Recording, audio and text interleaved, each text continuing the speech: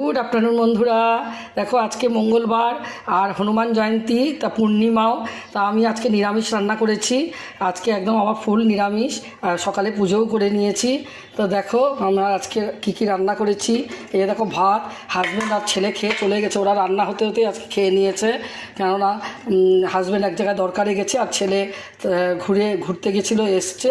তো ওর তাড়াহুড়ো, মা খিদে লাগছে খাবে, তো ওকেও দিয়ে দিয়েছি। তখন আমি ক্যামেরা করতে পারিনি, কারণ আমার রান্নাই কমপ্লিট হয়নি, তখন কিছু রান্না বাকি ছিল।